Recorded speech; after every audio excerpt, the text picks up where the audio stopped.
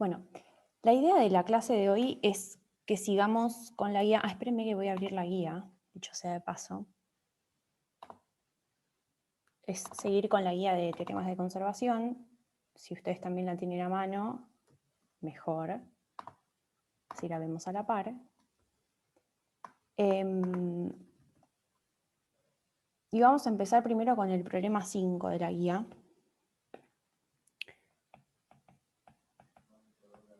Que si se fijan, la figura del problema 5 está en la página que sigue. Básicamente consiste en un chorro que impacta sobre una placa y se bifurca. Entonces, el esquemita es más o menos así.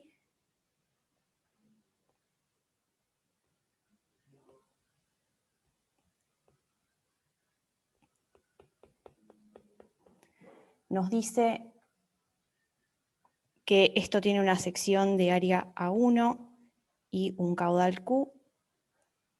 Perdón, esto tiene área A1. Vamos a decir las cosas como corresponden. Esto tiene una sección A1 y un caudal Q1 y esto A2 y Q2. Además nos dicen que el flujo es incompresible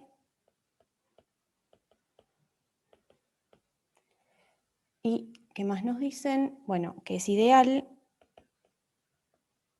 y que no hay fuerzas externas. Y en una primera instancia, lo que nos preguntan es cuál es la fuerza que hay que aplicarle a esta plaquita para mantenerla en equilibrio. O sea, esencialmente lo que tenemos que averiguar es qué fuerza le hace el fluido a la placa. Entonces, y otro comentario más es que no conocemos cuánto vale Q1 y Q2, en realidad nada más conocemos esto y conocemos que la presión en el exterior es P0. Bien, ¿hasta acá estamos todos de acuerdo? Sí. Bien, buenísimo. Ok. Bueno, entonces, como les dije recién, lo que necesitamos calcular es qué fuerza le hace este flujo a la plaquita esta. Para eso lo que tenemos que conocer es la presión. Entonces, fíjense que como el flujo es ideal, la fuerza nada más puede estar en la dirección normal a la placa, ¿sí? No puede haber fuerza tangencial. Eso seguro lo comentaron en la clase teórica. Entonces, vamos a partir de la ecuación de conservación del impulso lineal, que, bueno, estuve viendo cómo la escribió Daniel en clase, yo tal vez la escribo ligeramente distinta, pero es esencialmente lo mismo. Básicamente tenemos que la variación temporal del impulso lineal es igual a, espérenme que no me quiero equivocar con al integral, o sea, al flujo de momento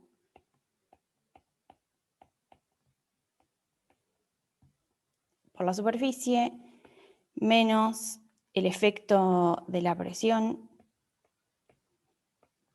esto es en general lo que estoy escribiendo, y el efecto de las fuerzas de volumen en superficie, donde phi en este caso, bueno, es el potencial asociado a las fuerzas conservativas que estén actuando, ¿sí? Fíjense que en este caso podemos considerar que el flujo es estacionario, así que este término se me va a ir. Nos dice que no tenemos fuerzas externas, así que básicamente lo que tenemos es un equilibrio entre el balance, tenemos un equilibrio entre el flujo de momento y el efecto de la presión, ¿sí? Entonces, lo que tenemos, paso por el otro lado, me queda que el flujo es básicamente esto que tenemos acá, para este problema en particular.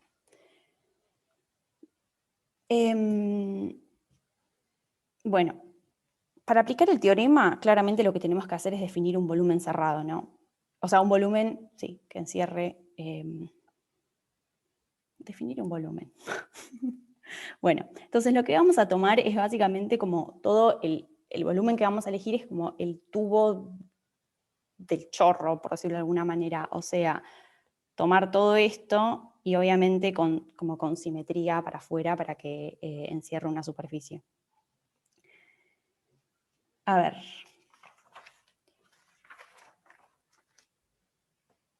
Tenemos que entonces definir las normales a la superficie. Algo que no agregué en el dibujito que hice acá es que esto básicamente, a ver si me hace una línea recta. Perfecto. Este ángulo de acá es un ángulo tita que está fijo. A este eje lo voy a llamar X', esta dirección, perdón. Esto va a ser X. Y esto de acá es Y. Y bueno, entonces obviamente esta dirección perpendicular acá le voy a poner Y'. Bueno, entonces, necesitamos dos cosas. Lo primero que tenemos que saber es, en cada partecita de la superficie, cómo es el producto U por N, y por otro lado tenemos que saber en la superficie cuánto vale la presión, ¿sí? Fíjense, vamos a hacer primero la parte de la presión, que es un poquito más sencilla. Noten que, primero, ¿a todos les quedó claro cuál es la superficie que voy a elegir? Porque si tienen dudas con eso, lo veo más despacito. Perdona, no me queda claro si las P son ROS de densidad o P de presión. Es todo P.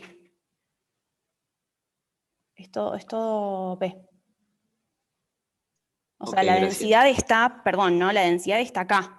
Está con el ρ por U, porque básicamente es el momento por unidad de masa, por unidad de volumen, perdón. O sea, fíjate que ρ por U es masa por velocidad por unidad de volumen. Ah, ok. O sea, estos son Rs y estos son Ps. O sea, yo en general intento hacer la P como con el palito bien vertical y la ρ más redondita, pero si no se entiende me dicen. Sacando esa duda, ¿la superficie está clara?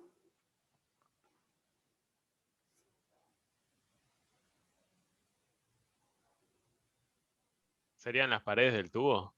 Claro, exactamente. O sea, es tomar todo esto así. Es la superficie que elijo. Bien, buenísimo. Entonces, vamos primero con la parte de la presión. Lo que dije recién, ¿no? Que la presión, fíjense, que nosotros queremos la presión en la superficie, que por continuidad va a ser P0 en todo esto, ¿sí? Bueno, justo en este pedacito no, pero bueno, en todo el resto del contorno acá es P0 la presión.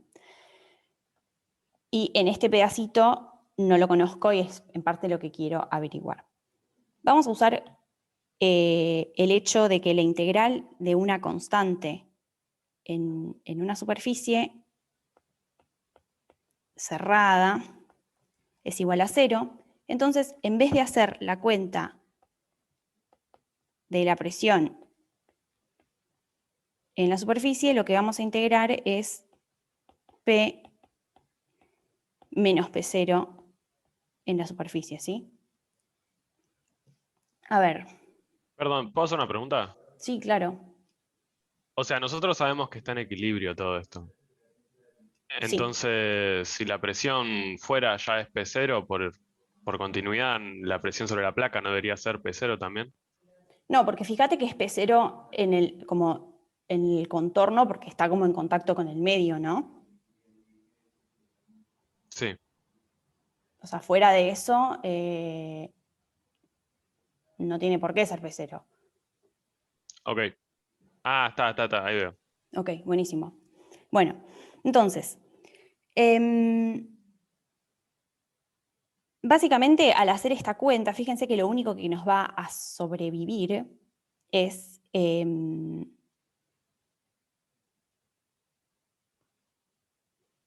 ¿qué les iba a decir? Lo único que va a sobrevivir básicamente es el término que tiene la parte sobre la placa, ¿sí? O sea, de toda la superficie que yo considero, el único lugar donde esta integral me va a sumar es sobre la placa. Entonces,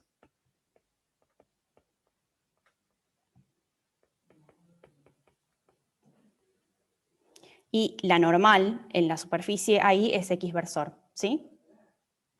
Me queda medio incómodo porque me queda para arriba la figura, pero bueno. Ok, fíjense que esta integral de acá es básicamente el empuje que le está haciendo el fluido a la placa. Entonces, si tiene que estar en equilibrio, o sea, yo le tengo que hacer una fuerza que sea igual al empuje, ¿no? Porque si no, la placa se me escapa. ¿Eso se ve? Sí. Bien, genial. Entonces, básicamente, esto tiene que ser igual al empuje y la fuerza va a tener que ser menos esto, la fuerza que yo le tenga que hacer. Bien, entonces, ahora vamos a evaluar el otro lado de la ecuación, o sea, la parte del flujo de momento, o sea, esto que tengo acá. Y ahora sí voy a hacer un dibujito un poquitito más esquemático, que tal vez hubiera venido bien antes, pero bueno, es lo que hay.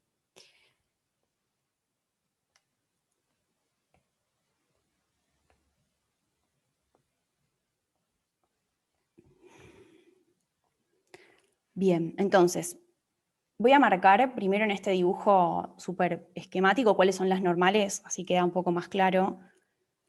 Teníamos que sobre esta cara la normal es x versor. Acuérdense que siempre la normal externa a la superficie, esto es menos x. Acá tengo y', tengo menos x versor prima.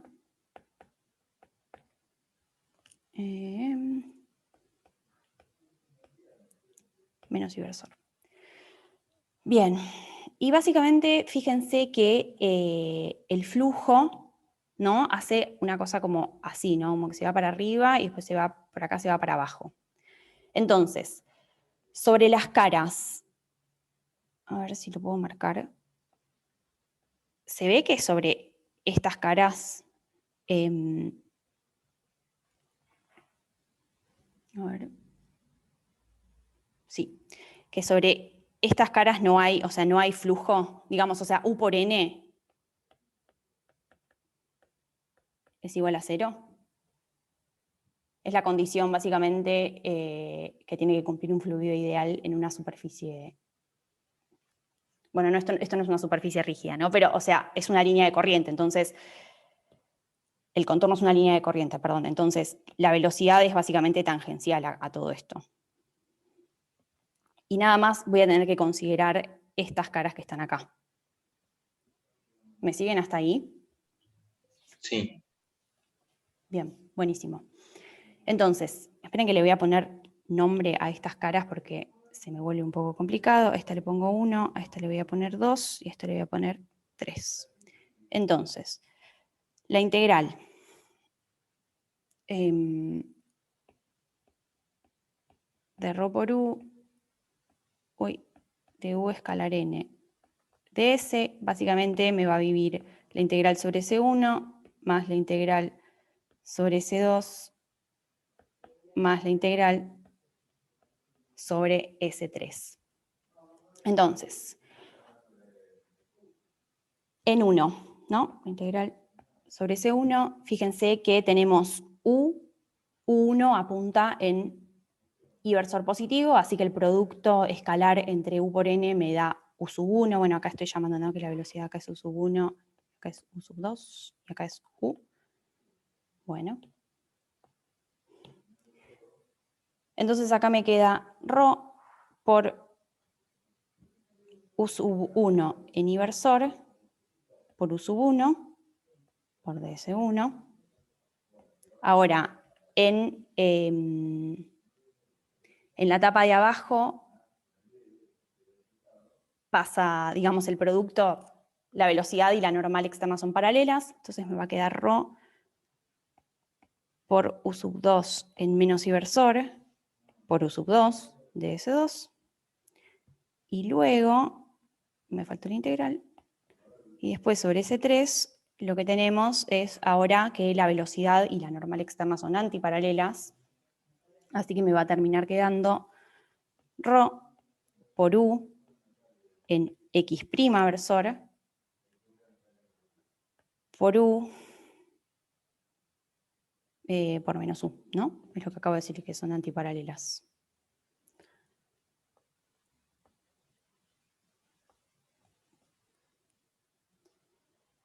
Y obviamente, o sea, estamos considerando siempre que las tapas estas, 1, 2 y 3, están como lejos del punto donde se bifurca, así que podemos considerar que la velocidad es uniforme en la sección, así que hacer estas integrales es relativamente fácil.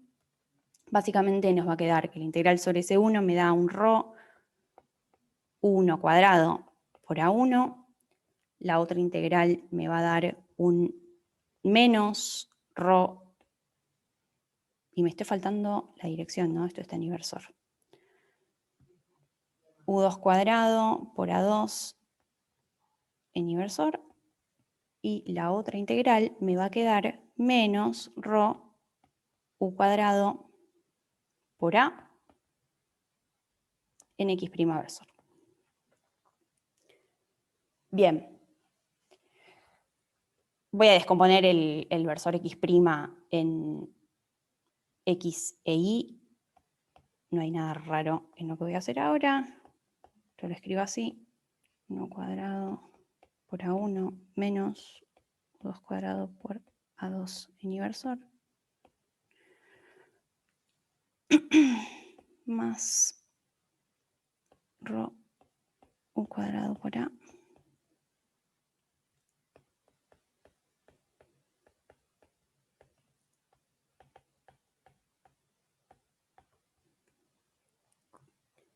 Bien, entonces ahora ya con esto tenemos básicamente las dos igualdades, o sea, los dos lados de la igualdad del balance de momentos.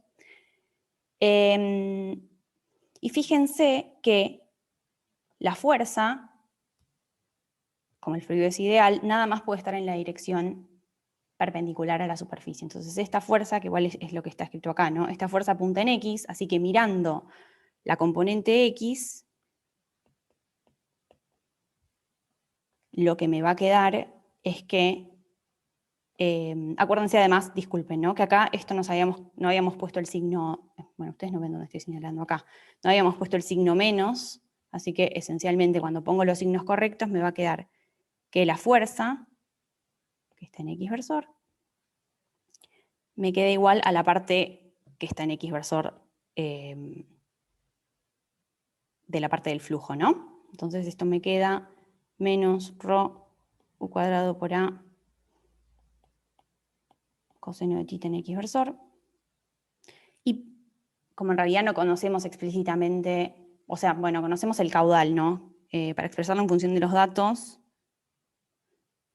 tenemos que el caudal es U por A, entonces U cuadrado es Q cuadrado sobre A cuadrado, y entonces la fuerza que tenemos que hacer para mantener el equilibrio es menos ρ,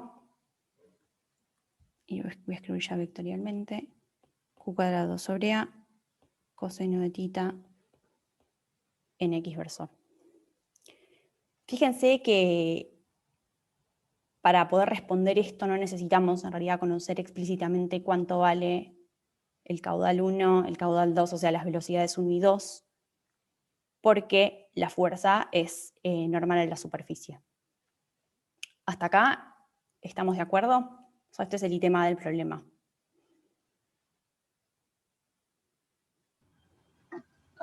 Perdón, yo me perdí cuando le agregaste el signo menos. Ah, ¿Cómo ok. venir los signos? No, está bien, sí puede ser medio confuso. Fíjate acá, o sea, en esta parte, cómo quedaba la ecuación de balance de momento, ¿no? O sea, teníamos que el flujo es menos la integral de la presión en la superficie. Este menos en realidad viene de la ecuación de Euler, como que uno lo va arrastrando. Fíjate que acá yo había calculado simplemente, o sea, sin el menos, ¿no?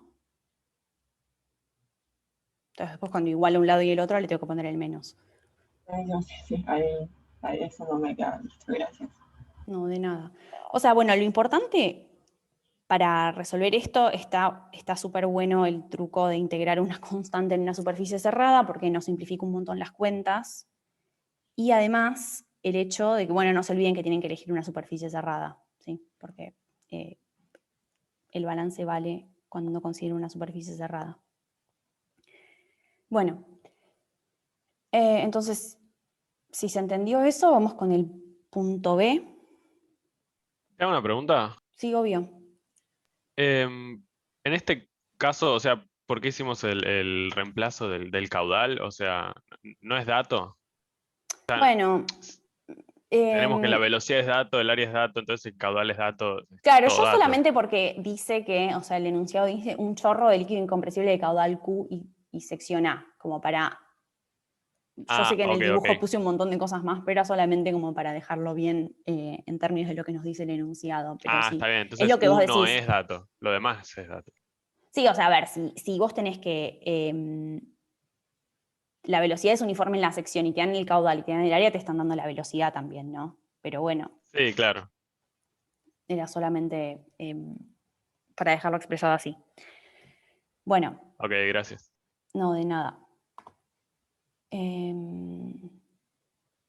Bueno, entonces, ahora sí, en el inciso B, sí nos preguntan cuánto vale Q1 y Q2 en función de tita y de Q. Bien, para resolver esto, lo que podemos usar es el teorema de Bernoulli, alguno, para líneas de corriente, ¿sí? Fíjense que en este caso teníamos que el flujo es ideal, que no hay fuerzas externas, que la densidad es constante y que el flujo es estacionario. Entonces podemos usar el teorema de Bernoulli sobre una línea de corriente como en su forma más sencilla, que se expresa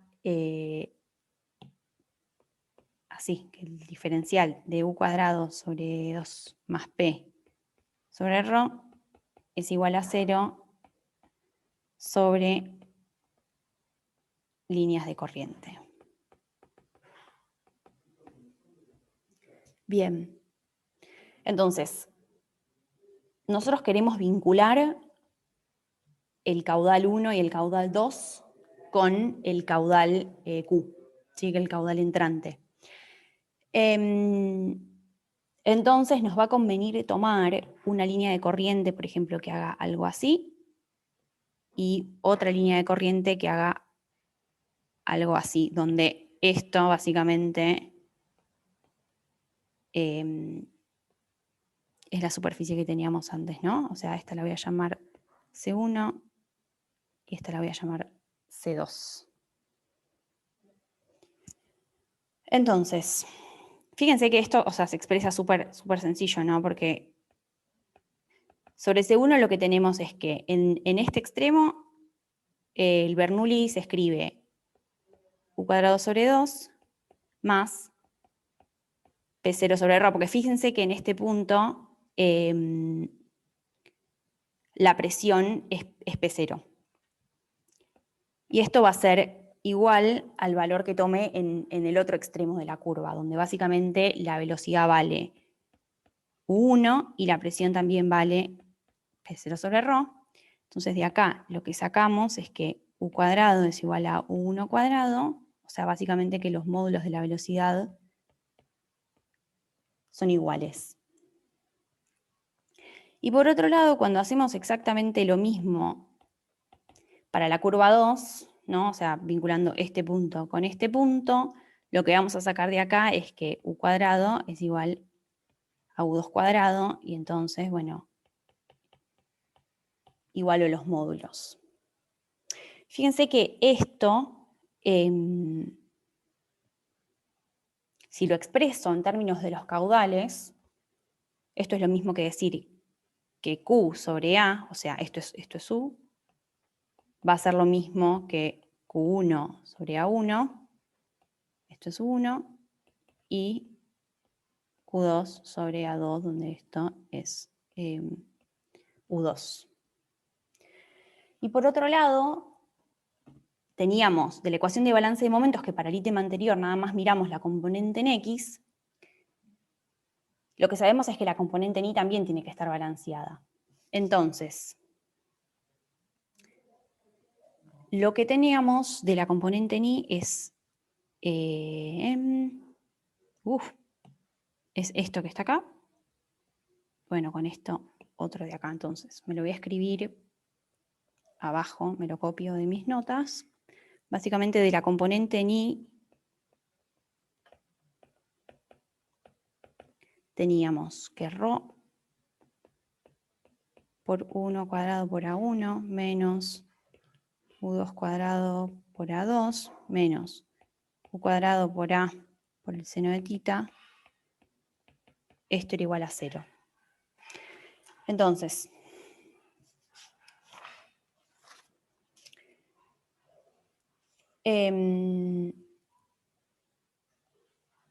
si yo escribo las cosas de nuevo en términos de los caudales, esto me queda, me va a quedar Q1 cuadrado por A1, esto es Q2 cuadrado por A2, y esto es Q cuadrado por A, dividido A, ¿no? Ah, me estoy equivocando, ¿no? Esto está dividiendo, perdonen.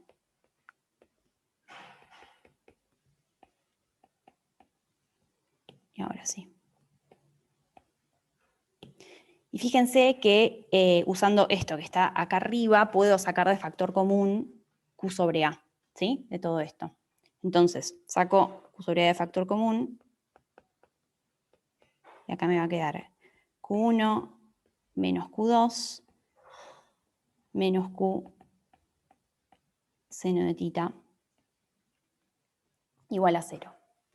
Y lo otro que tenemos que considerar es que el caudal que entra tiene que ser igual al caudal que sale. O sea, esencialmente lo que yo quiero decir es que si yo acá tengo un caudal que entra así, para arriba tengo un Q1 y para acá tengo un Q2, lo que tiene que ocurrir es que Q sea igual a Q1 más Q2.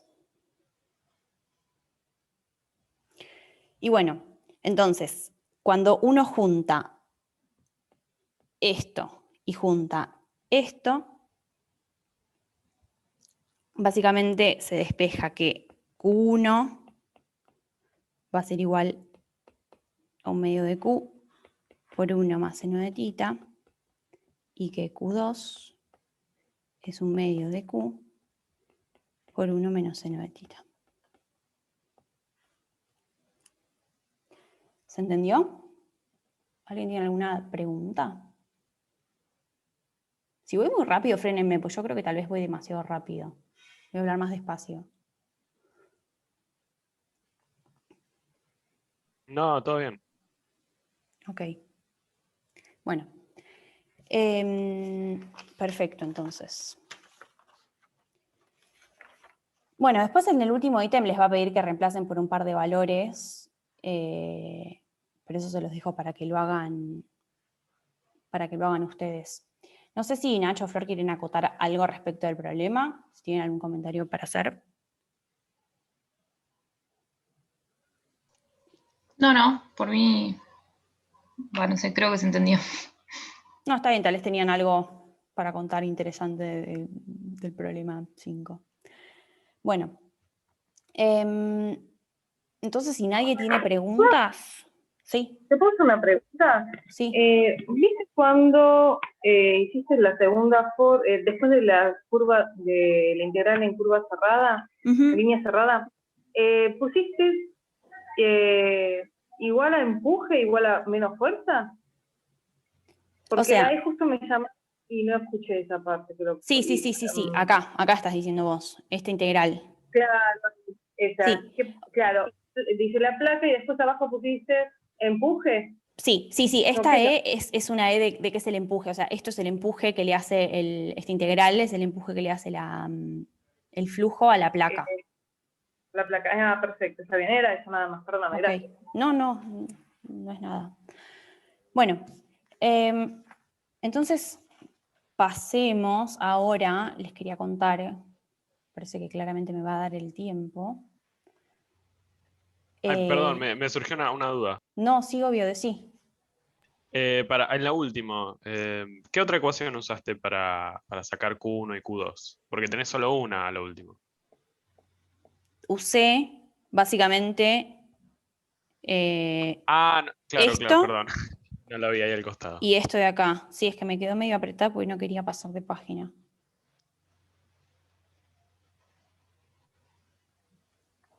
Ok, bueno. Pasemos entonces ahora al problema 3 de la guía.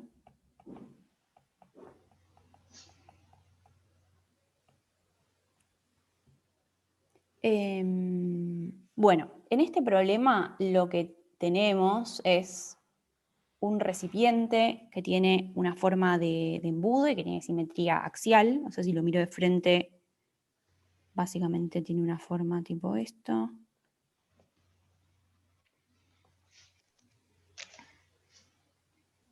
Y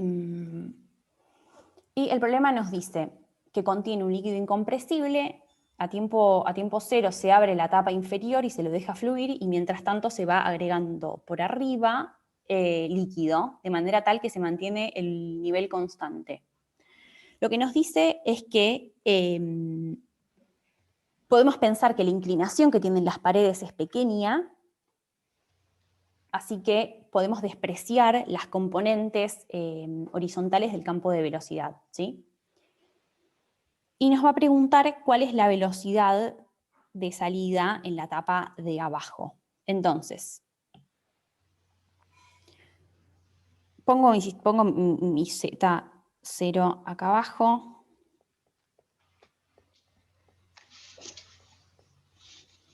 Tengo gravedad, tengo que este área de acá, la sección tiene área A2, esto tiene área A1. Y nos dice que la inclinación, como la inclinación de las paredes es pequeña, me puedo escribir que el área como función de Z se va a escribir como 1 más epsilon Z dividido H por A2, donde la altura de esto es H.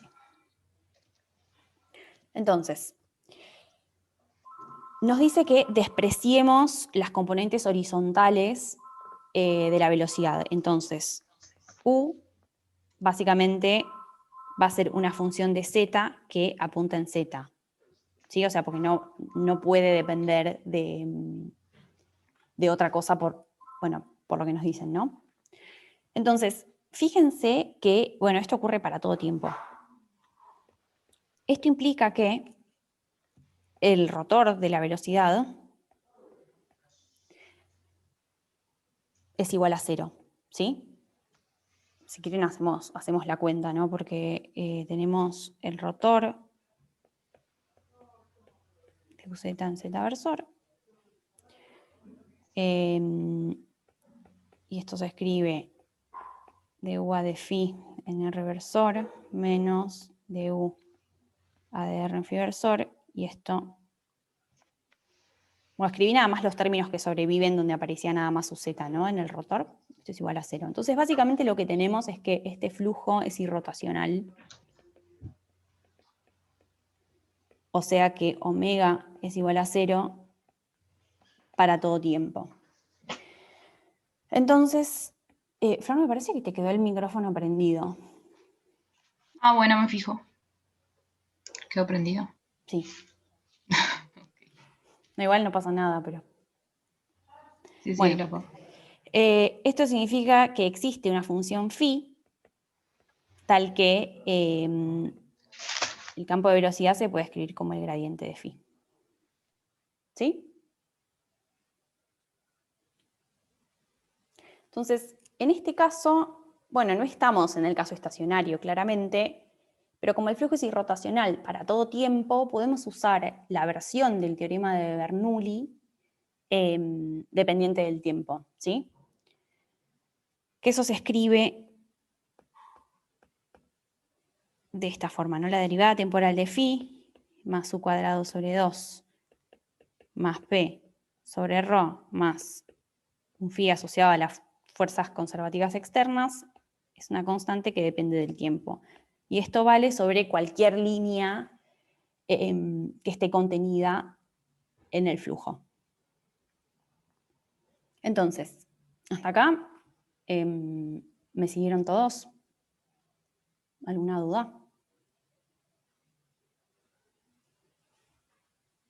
Yo tengo una duda.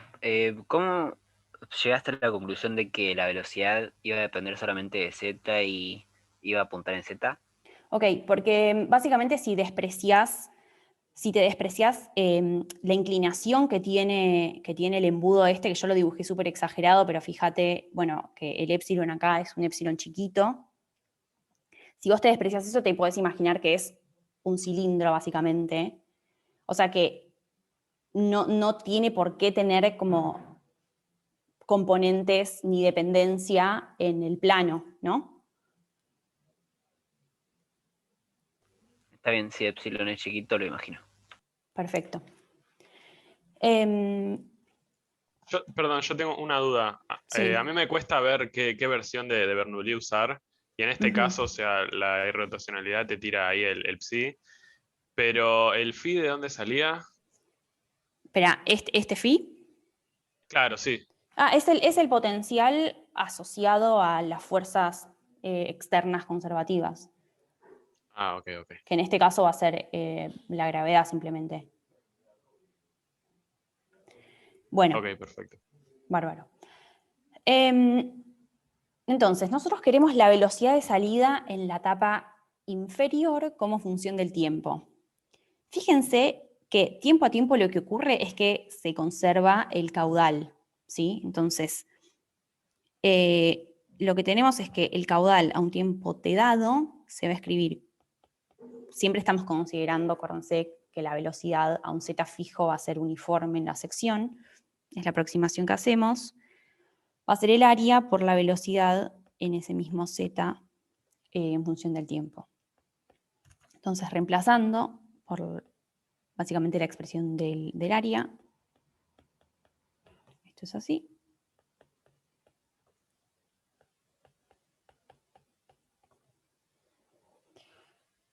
Y de acá me puedo despejar entonces la velocidad.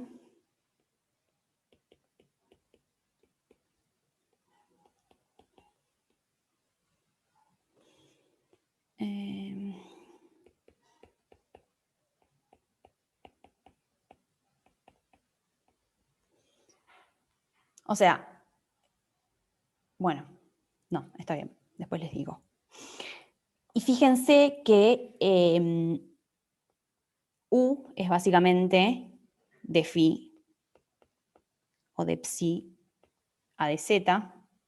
Entonces, esto me lo puedo escribir como de psi a de z. Y bueno, reescribo la igualdad, ¿no?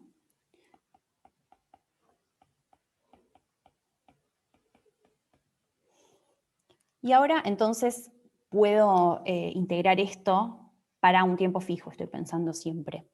Entonces, lo que voy a tener es que la integral de phi, esto lo voy a integrar entre z igual a 0 y t, y psi de zt, lo integro entre z igual a 0 y z,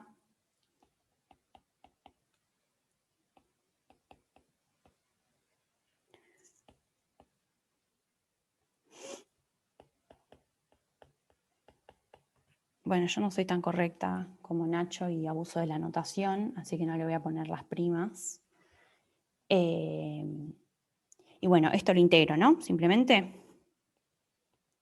Esto es phi, sí, en ZT menos phi en Z igual a 0T. Y esto me queda Q de T dividido área 2, el área 2.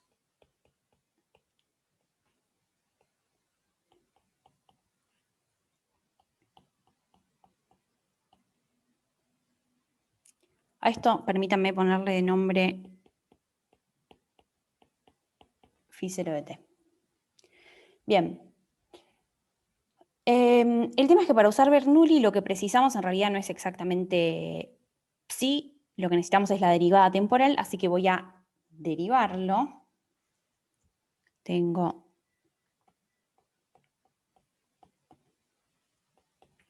¿qué es lo que acá? Lo que depende del tiempo es solamente el caudal, ¿no? Depende del tiempo porque después la altura nos dice que se mantiene constante. Entonces, esto es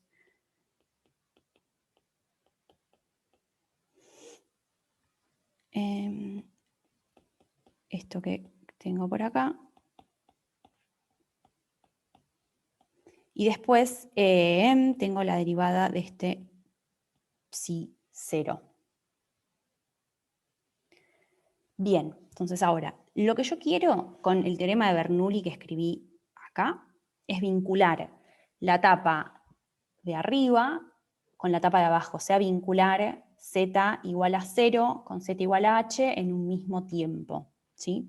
Entonces, voy a empezar escribiéndome Bernoulli para z igual a 0.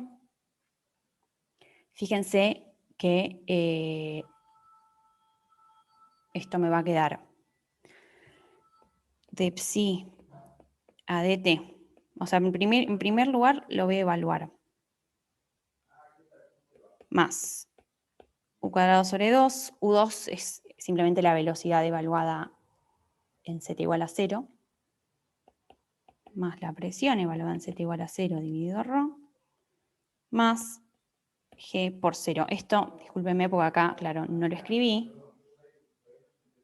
¿Dónde está?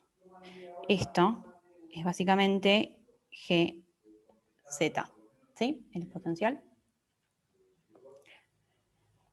Bien, y esto tengo que es una dada constante que depende del tiempo.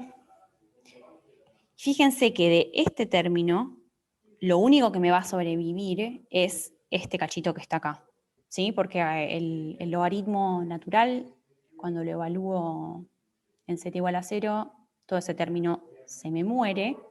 Entonces esto me queda psi 0 punto. Y después hago lo mismo para z igual a h, o sea, en la tapa superior.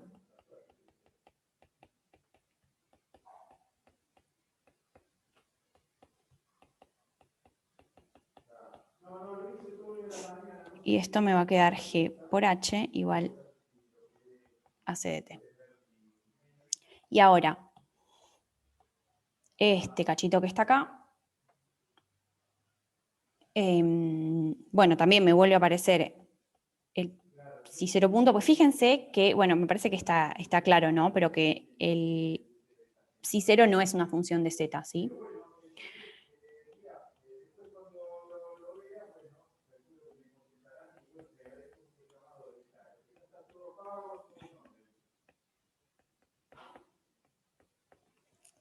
Bien. Ahora, como el recipiente está abierto arriba y abajo, y está en contacto con el medio ambiente, las presiones en z igual a 0 y en z igual a h tienen que ser iguales. Entonces, cuando iguale el Bernoulli en z igual a 0 y en z igual a h, este término y este término se me cancelan y obviamente este término se me cancela con este de acá. Entonces, escribo lo que queda cuando uno iguala y simplifica estas cosas que les dije recién. Entonces, termina quedando un medio de U2 cuadrado me queda igual a 1/2 de U1 cuadrado más G por H más Q punto de T dividido a 2.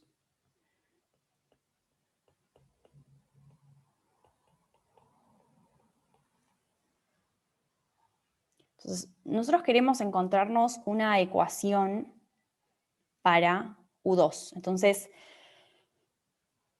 todas las cosas que tengan que ver con velocidades necesitamos expresarlas de esa manera, ¿sí? O sea, en función que nos aparezca U2. Entonces, fíjense, en primer lugar, que Q punto dividido, dividido el área 2, esto es básicamente U2 punto. Y por otro lado, tenemos que el U1 cuadrado se puede escribir como Q cuadrado dividido a 1 cuadrado. Y esto, voy a hacer, tal vez esto queda como medio vueltero, pero es la manera que a mí me resulta más sencilla para despejar. Esto es Q cuadrado dividido a 2 cuadrado. Entonces, ahora, paso para este término lo paso para allá, y junto, y me termina quedando 1/2 de Q cuadrado por 1 dividido a 2 cuadrado menos 1 dividido a 1 cuadrado. Y del otro lado me quedó G por H más U2 punto más este término de acá. Bien. Y de acá me voy a volver a sacar el factor común a 2 cuadrado. Bueno, esto probablemente quedó medio vueltero, pero fíjense que cuando lo saco de factor común me vuelve a aparecer el U2 cuadrado, ¿no? Que es lo que tenía acá. Entonces, esto me queda 1/2 de U2 cuadrado por 1 menos el cociente de las áreas.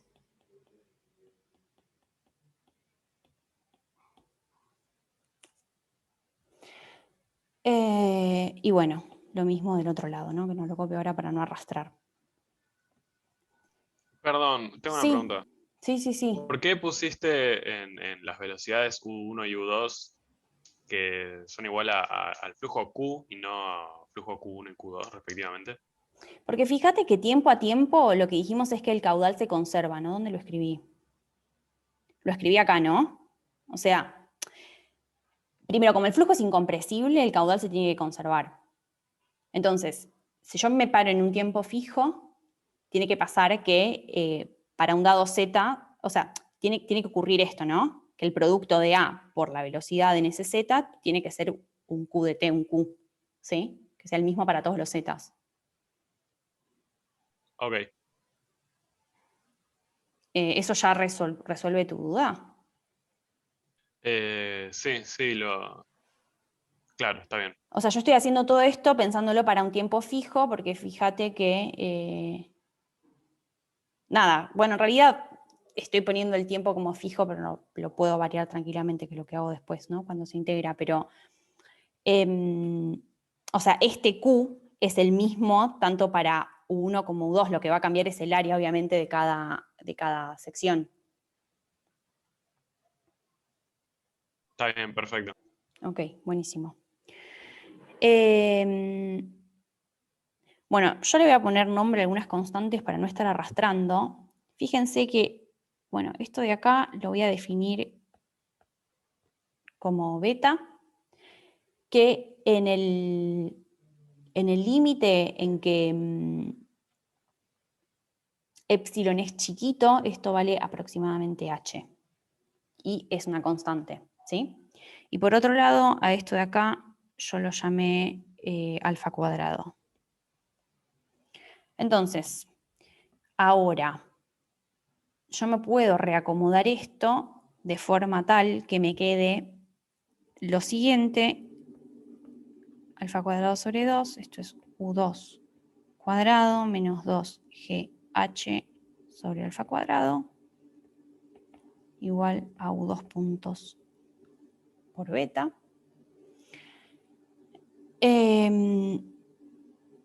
Que es lo mismo que decir que de U2 a dt es alfa cuadrado dividido 2 beta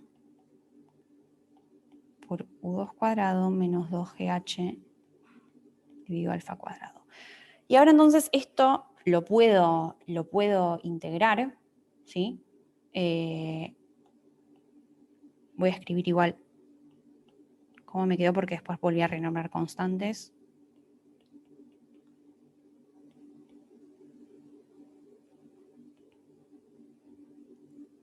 Esto es U2 cuadrado menos 2GH dividido alfa cuadrado, y esto me queda igual al integral entre t igual a 0 y t de alfa cuadrado dividido 2 beta por dt.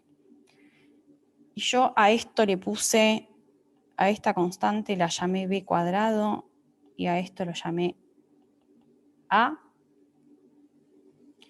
Y básicamente con una tabla de integrales o Wolfram alfa o lo que quieran, la integral de dx con x cuadrado dividido x cuadrado menos b cuadrado es igual a menos 1 sobre b por el arcotangente hiperbólico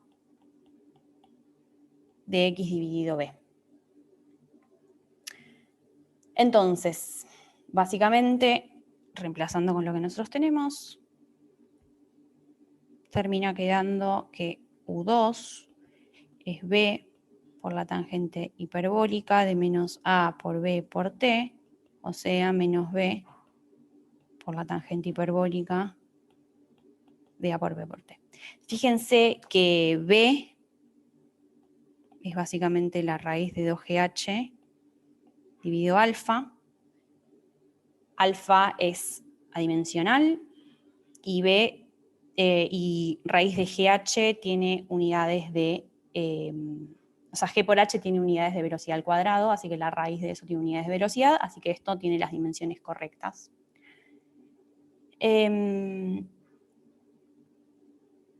Bueno, entonces, esta es la velocidad en función del tiempo. Y lo que nos pregunta es si este sistemita llega a un régimen estacionario.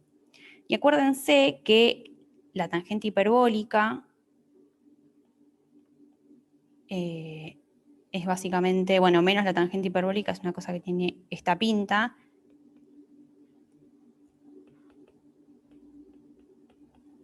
O sea que luego de un cierto tiempo, en particular cuando el tiempo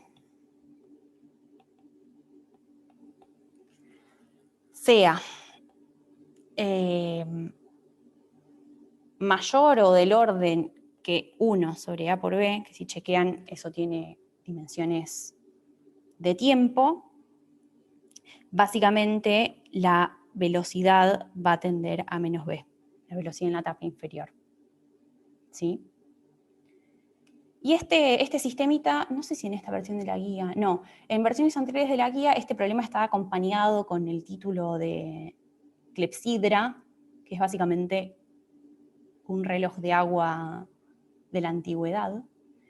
Fíjense que cuando se usa, o sea, cuando se alcanza esto en un estado estacionario, se puede usar el flujo de agua que cae en algún otro recipiente que sea, no sé, un recipiente cilíndrico, lo que fuera, que sea uniforme, reglado, y usar el flujo, o sea, sí, el flujo de agua constante para medir el paso del tiempo, ¿sí?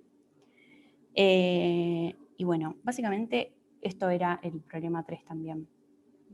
No sé si quedó alguna duda con las cuentas o con otra cosa. ¿Podrías subir un poquito la pantalla? Sí, claro. ¿Hasta dónde? Ay, me olvidé de Un poquito subirle las más. notas el otro día, así que hoy después de la clase les subo las notas de la clase pasada y de estas, así lo tienen de complemento.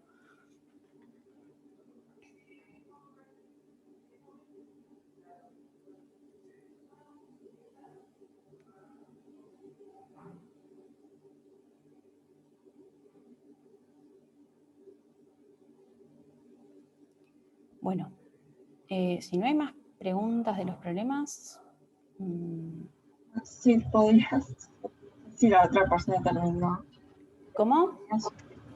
No sé si la otra persona terminó. Sí. Ah, esperen que entonces freno, pero esperen que paro de grabar.